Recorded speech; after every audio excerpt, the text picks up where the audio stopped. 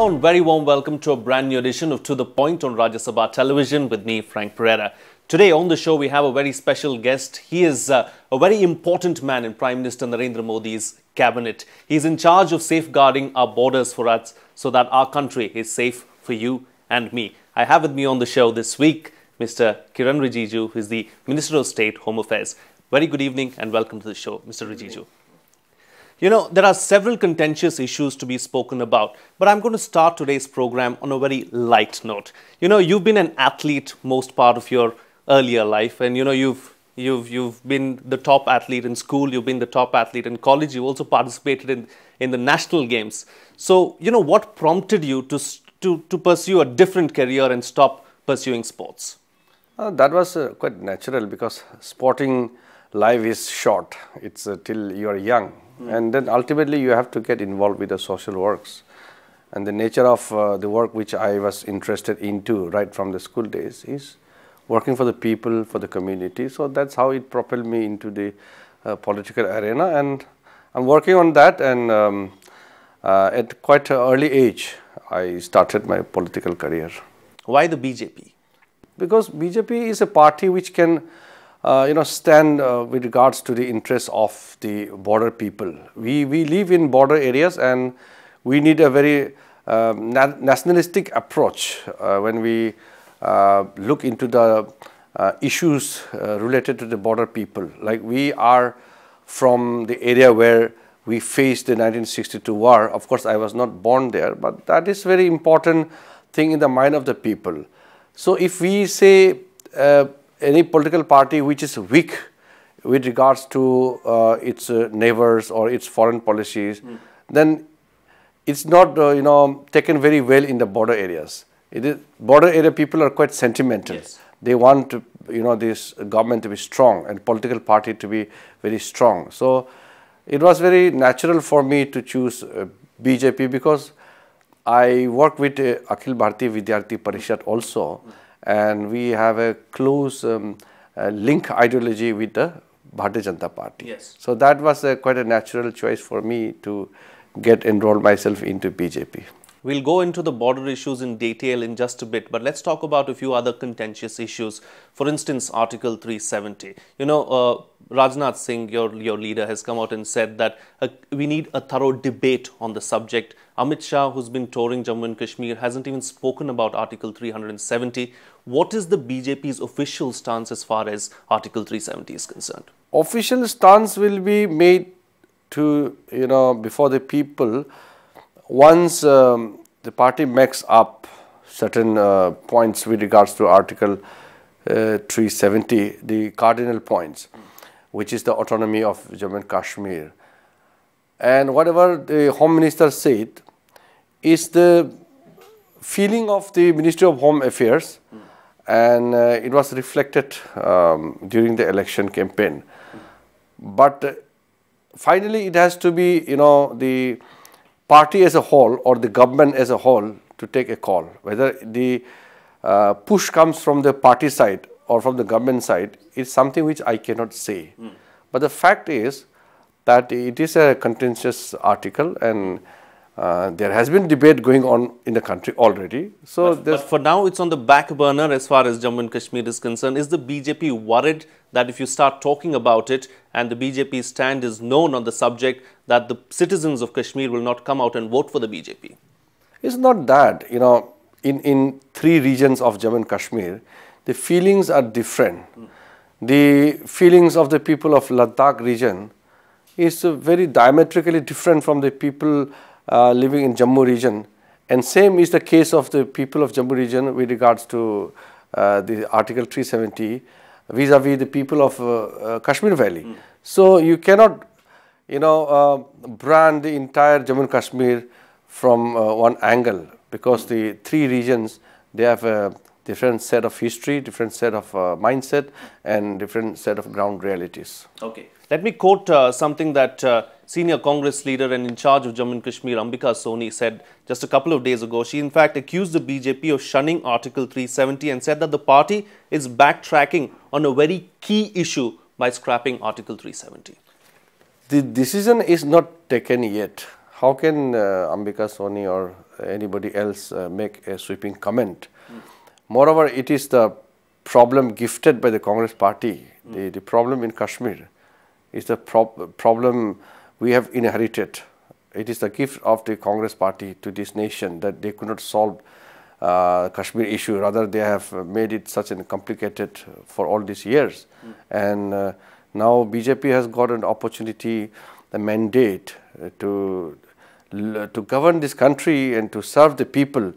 And we must give time. And anybody making a quick statement at the early stage of the tenure of the government is not necessary. Okay. A quick comment is not necessary is what you're saying. So let's talk about something else now. Let's talk about another contentious issue. We'll talk about AFSPA. You know, this is something that you've spoken about very vociferously in the past as well. Very recently also you criticized Mr. P. Chidambaram for the statements that he made calling the AFSPA an obnoxious law. What is your official stand as far as AFSPA is concerned?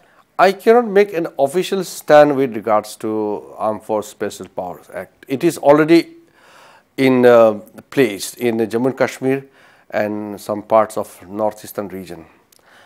The exigency of the situation makes this law enforced. It is not the willingness of any government to impose such very strict or stringent law. It's always avoidable. But when the circumstances demand, then you implement such law. These are very special law. I can't say because it's been there for decades now.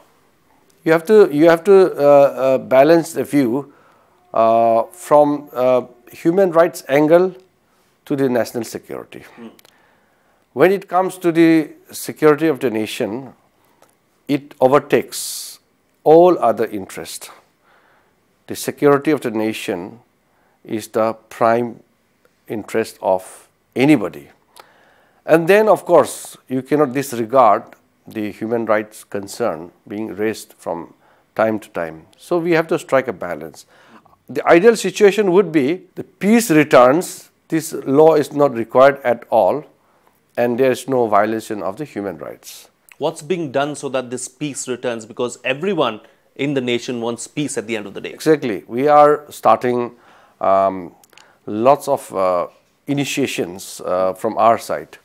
For example, the militants who were disillusioned with the process of governance which was there, and they have taken up arms. We have told them that there may be there may be valid reasons for you to take up arms against the state. But now here is a government, the new NDA government led by Prime Minister Narendra Modi ji. We are here to shape the future of this country and taking things afresh. So shun the violence, join the mainstream and give up the arms. We will take care of your life. We will employ you. We will, if necessary, give you stipend till you are employed. And all other shops are there. We are opening up all kinds of, open invitation given to them with lots of facilities attached to that.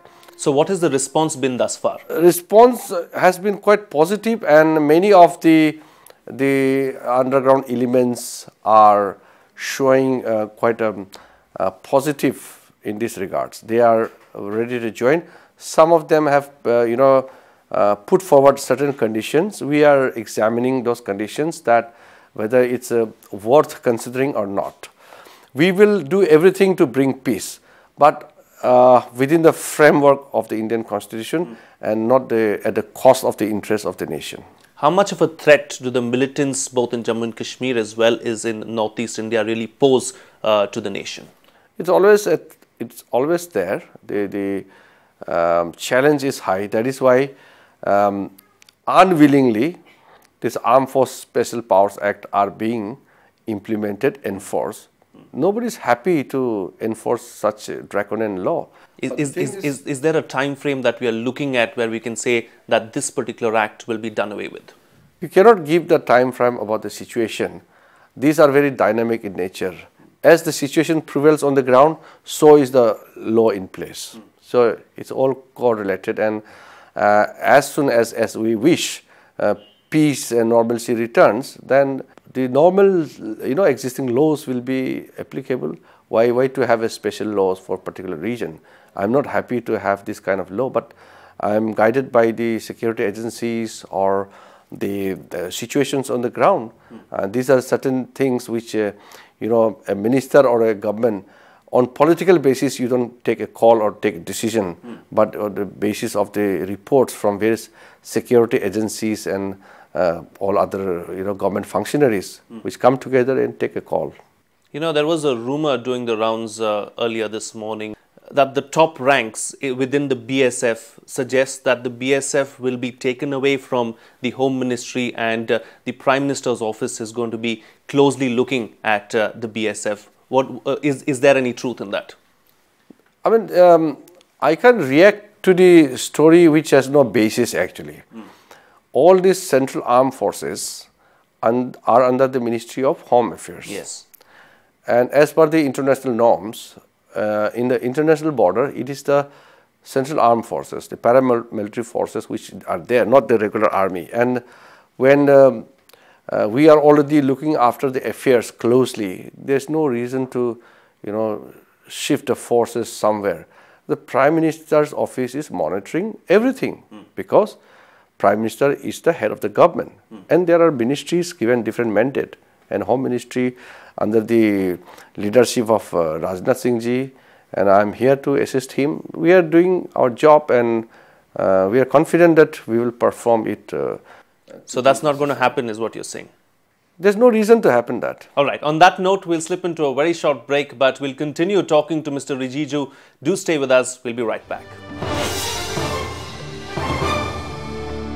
Welcome back. You're watching Rajya Sabha Television in conversation with Mr. Kiren Rijiju, Minister of Home Affairs here with us. In fact, Minister of State Home Affairs here with us. Mr. Rijiju, in fact, before the break, we spoke about several contentious issues. Let's talk about something else now. Let's talk about border management and border infrastructure, because that is something that you're looking at very, very closely. Now, there have been several incursions on the line of actual control. Chinese, troops keep coming into Indian territory. The Chinese say that Indians keep going into Chinese territory. So what's really happening there? Because as far as I understand, there's not just one line, there are three lines. There's the LAC, there's the Chinese perception line, and then there's the Indian perception line. So is this something that happens regularly, or is it, how are we looking at this on the whole? See, the Indo-China, the border line, so-called the international boundary, is very imaginary in nature. There's nothing on the ground, because India historically didn't have a border with China. It was so-called Tibet. Yes. We used to have relations with Tibet, and it was very normal. We never required any kind of delineation of the boundary line. But post 1959, it all changed, and we started giving, for example, recognition to the McMahon line, and which was signed in 1914, and the Chinese said this is a British legacy and they don't recognize it. So since then, there has been claims and counterclaims, and 1962 we had this war with the Chinese, and then thereafter we failed to come to any negotiation for concrete delineation of the boundary line. Now the problem is our perception is running opposite of the Chinese perception, and our forces also keep going towards the area which according to them is Chinese territory. So it's happening, and so we also have a calculation that there are hundreds of Chinese incursions according to us, and they also say that there's Indian incursions into Chinese territory. It's happening, and there's a confidence building measures in place, and the special representatives for this border talks, both from our side and from the Chinese side. They are meeting. The 15th round of meeting had taken place, but it really couldn't move forward. But one good thing is there's no major conflict in the border line. So that confidence is there. There are certain standard of procedures to be maintained along the border line. So it is being closely watched. Okay. Well, talking about the border, you've taken a keen interest as far as infrastructure along the border is concerned. You've been given the responsibility to develop this infrastructure. As far as infrastructure is concerned, you said that, especially in Arunachal Pradesh, it's a cause of great concern because there is not much infrastructure there along the border. So what really is being done, and what is the time frame that we are looking at to ensure that your projects are completed? The main problem is in last 68 years of India's independence, not much in a concrete sense has been done. Most of the portions in the border areas remain unconnected, whether it's a rail or it's a road or telecom or basic infrastructures, education, health, nothing is there. What we are thinking is that we need to give basic facilities along with basic infrastructures to the people who are living along the border areas. So we should not confuse here. By constructing these roads and other infrastructures along the borderlines, we are not going to have any kind of a confrontation with the Chinese. It's very much within our own territory. So there was no reason for the Chinese to react on what my government or I have said. The only thing is our patrolling troops, whether it's Indian Army or ITBP or SSB, our forces have to walk for days to guard the borders for patrolling purposes. And the Chinese forces, they come with a very sophisticated equipments, ready-made ground roads are available, and they come in large numbers. It is natural for us to provide basic facilities to our forces so that the tranquility along the border is also maintained, at the same time providing facilities to the local indigenous people who are living along the borderline.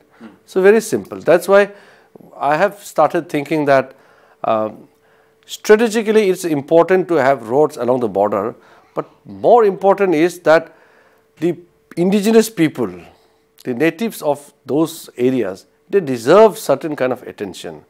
And if we do not take care of them, the border remains empty. That's why most of the border areas along the Ladakh and Arunachal side, it's getting empty. The people are moving downwards because there is nothing worth, which they can, get facilities from the government's works. Nothing has been done. That is why we are concerned, and we are going to do much more for the border area development. But please remember that by doing that, we are not competing with China per se. We are taking care of our own people. We are taking care of our own people. We are ensuring that they have connectivity so that, their daily needs are met is what we are looking at. That's what you're saying, right? All right. Talking about the Northeast now, because you hail from that particular region, over the years, the entire region has been neglected by political parties. There are no roads, like you just mentioned. There are no railway tracks there. So, why is it that the Northeast has been so badly neglected time and again? Basically, the problem is both sides. Those people who ruled from Delhi, they really didn't have the correct approach to develop Northeastern region. At the same time, various governments who were there in Northeast, who were elected by the people themselves, they have either not been able to project their own problem before the center, or they have not been able to govern themselves properly to take care of their own people. We had successive governments in all the northeastern states, but the situation deteriorated. That means they failed. So we have to admit that all the governments we had in the past in various northeastern states, they really didn't perform. Okay. I don't know what to call it, but people in the media are calling it racism. These attacks against young men and women from the Northeast across the region. It's a worrying trend because the people from the Northeast region are as much Indian as anyone from mainland India. So why does this continue to happen? What is it that the government is doing to try and ensure to protect the rights of these people from the region? See, it is not that crimes are only related to northeastern region people, or northeastern people are being targeted. But they seem to be easy targets at least. That is because, you know, they are not being well integrated into the mainstream. So there is a gap of understanding. The people living in the mainland do not have accurate and requisite knowledge about the northeastern region. There is a lack of connect, lack of knowledge. So lack of connect, lack of knowledge, lack of understanding leads to conflict. Once we manage to bridge that gap, then situation will come down. That is one part. Secondly, we have to take certain administrative measures like proper policing, proper law in place. If something happens on the basis of racial discrimination or something on you know, disregarding to particular region or community, then we have legal means, we have laws in place, but it needs to be implemented. So sensitization of the community and strengthening the administrative apparatus, like proper action from the police. These are certain things we are looking into it, and I am closely monitoring the situation. And there is a committee called Base Borwa Committee. The report is with me. I have already taken the review meeting. And in fact, this evening I had a meeting with the ministry officials along with the National Security Advisor. So we had a good discussion, and very soon we are going to implement these reports of Base Borwa Committee. And beyond that, I am going not only confined to the Base Borwa Committee report, but beyond. So how are you going to go beyond?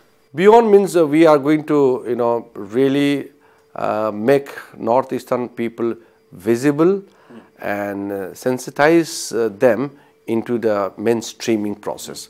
So it's not one side.